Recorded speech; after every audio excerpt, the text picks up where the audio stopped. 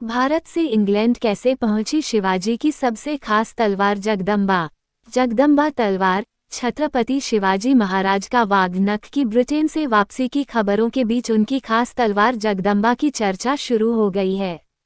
ऐसे में सवाल है कि यह खास तलवार ब्रिटेन पहुंची कैसे, कौन इसे लेकर गया, क्या लूटपाट के दौरान ये तलवार पहुंची या कोई और व्यावहारिक तरीका अपनाने के बाद पहुंची। शिवाजी की तलवार जगदम्बा के ब्रिटेन जाने की कहानी साल 1875 में शुरू हुई थी। फॉलो करें दिनेश पाठक।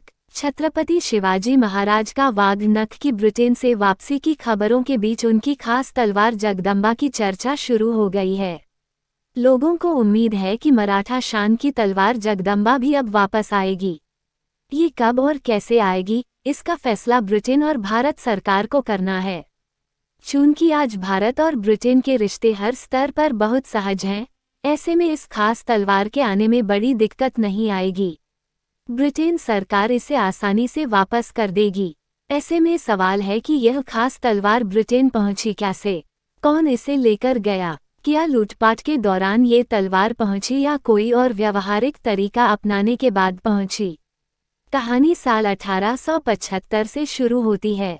जगदम्बा के ब्रिटेन जाने की कहानी साल 1875 से जुड़ती है। उस समय युवराज prince of Wales Albert Edward 7 दिसंबर महीने में भारत आए थे।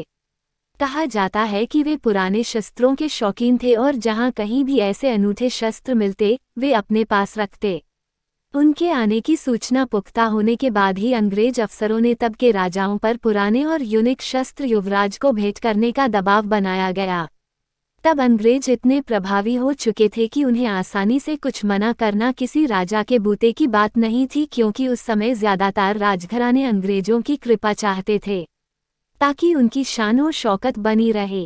अंग्रेज भी उनसे तगड़ी वसूली करते और बदले में उन्हें राजा की तरह व्यवहार करने की अनुमति थी।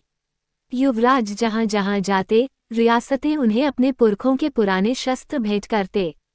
कहा जाता है कि उस विजिट में युवराज को 500 रियासतों ने शस्त्र भेंट किए थे।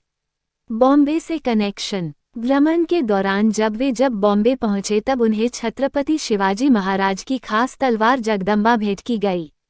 ये काम उनके वंशज शिवाजी चतुर्थ, जिनकी उम्र सिर्फ 11 साल थी, उन्होंने तलवार जगदम्बा और एक कटार भेंट की थी। बॉम्बे में उस समय एक विशेष दरबार युवराज के लिए लगाया गया था। जब अंग्रेजों ने इस तलवार को युवराज के भेंट के रूप में स्वीकार करने का फैसला किया तो उसकी स्थिति बहुत खराब थी। उसमें पहले जड़े रहे हीरे माणिक आदि उखड़कर गायब हो चुके थे। म्यान भी नहीं थी। शस्त्रागार में ये तलवार यूं ही पड़ी हुई थी। युवराज को भेंट करने से पहले इसे नए सिरे से चमकाया गया। हीरे जवाहरात जड़े गए, नई म्यान भी बनवाई गई।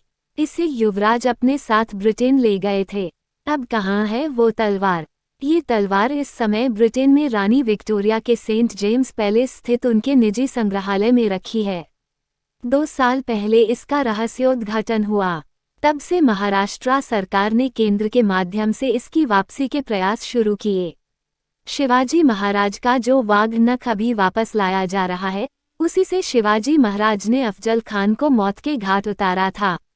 उसने धोखे से मारने के लिए शिवाजी महाराज को बुलाया था। वाघनख हथेली में छिपाकर पहना जाने वाला हथियार है। ये बाघ के पंजे से प्रेरित है। केंद्र सरकार इन दिनों पूरी दुनिया से अपनी ऐसी धरोहरों की वापसी का अभियान चला रही है। इस प्रयास से 250 से ज्यादा चीजें वापस आ चुकी हैं। कई दर्जन आने को हैं।